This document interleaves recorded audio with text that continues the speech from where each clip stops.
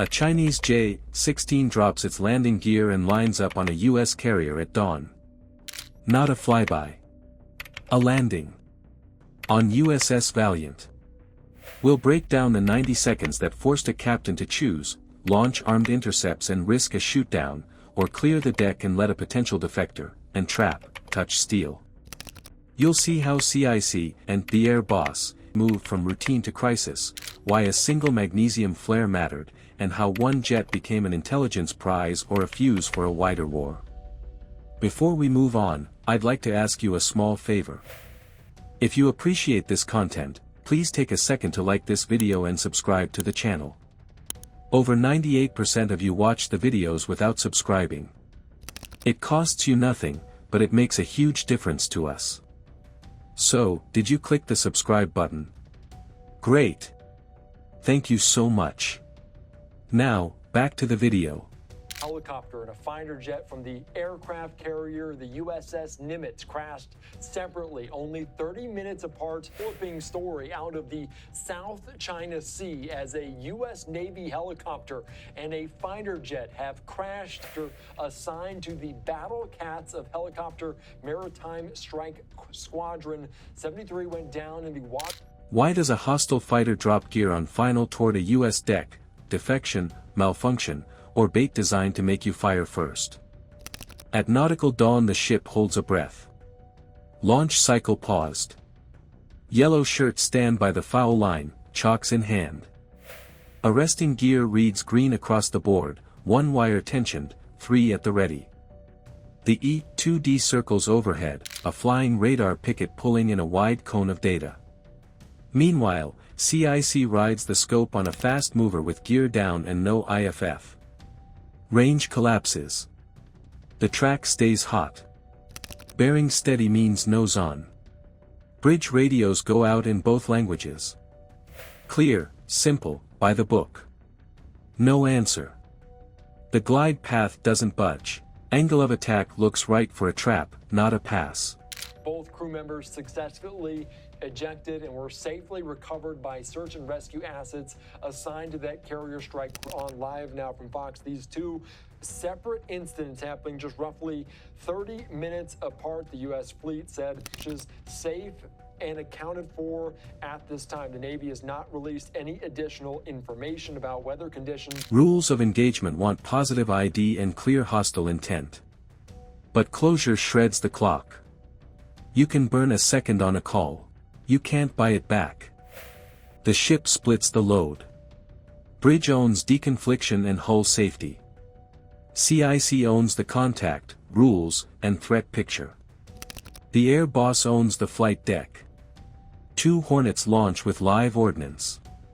One drags a stern intercept to sit behind the intruder's tail. One climbs high cover to watch the whole pattern. Deck crews snap into muscle memory, chains off, tractors roll, foul lane cleared to the 3-wire.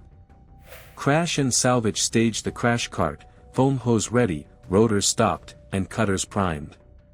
Here's why this posture spikes the blood pressure. A J-16 on speed with gear out near a U.S. carrier is tactically wrong. Fighters don't land on hostile decks. If it's a defector, it's either mercy or theater. If it's a malfunction, the profile still looks like intent to land. Of the South China Sea while conducting routine operations. They go on to say from the aircraft carrier U.S. Nimitz. Separately at 3:15 p.m. a Super Hornet fighter assigned to the Fighting Red Cock Fighter Squadron 22 also went down in the waters of the South China Sea while conducting routine operations from Nimitz. If it's bait, it forces you out of the kill chain and into lawfare. That gear-down silhouette muddies your legal lane to shoot because it advertises non-threatening approach, while the airframe still carries teeth. The boss authorizes a magnesium flare from the bow. It's bright, loud, and impossible to ignore. Not a weapon. A signal. It says divert now, we see you, we are recording. It buys space on the escalation ladder. It also paints the moment for every camera on deck, which matters later when someone edits the narrative. The jet rides through the glow. No wing rock. No handoff call. Now the decision tree gets short and sharp.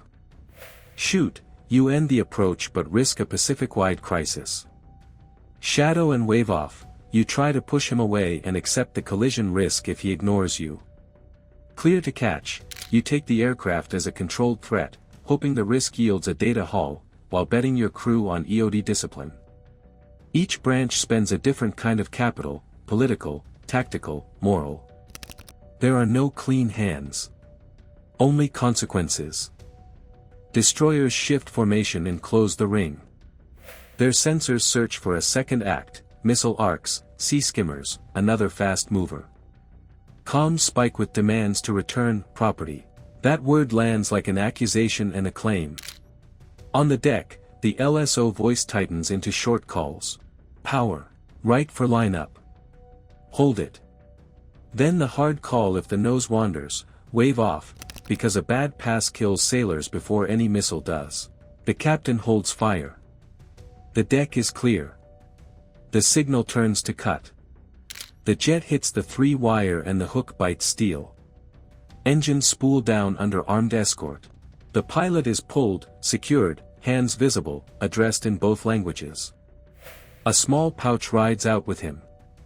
EOD works in, slow and cold, treating the cockpit like a trap, batteries safe, squibs checked, panels opened in sequence. Intel teams mirror systems and storage where they can, photograph everything, and wall off the chain of custody. No one assumes a gift. The ship stays at general quarters because catching a jet doesn't end a fight, it starts a new one. Now the battle flips from decks and airspace to the spaces below. The pilot talks. The files say one thing, behavior says another. The team has to test each claim against what the sensors saw and what the logs show, and they have to do it fast without giving a hidden payload the time it needs to wake up. 1 pass. 3 choices. 0 slack. That approach run forced a commander to trade steel for seconds. He gambled for a data haul instead of a firefight, because in the Pacific, timing beats tonnage. That's the lesson that sticks, the side that thinks faster shapes the fight, and sometimes the quiet catch hits harder than a missile. What would you do, wave off, warn with fire, or let him land? Comment your choice below. If you want more hard target analysis like this, subscribe. The next crisis won't give you minutes. It will give you seconds. Train your mind for those seconds, subscribe and join a community that seeks to understand the realities of modern conflict.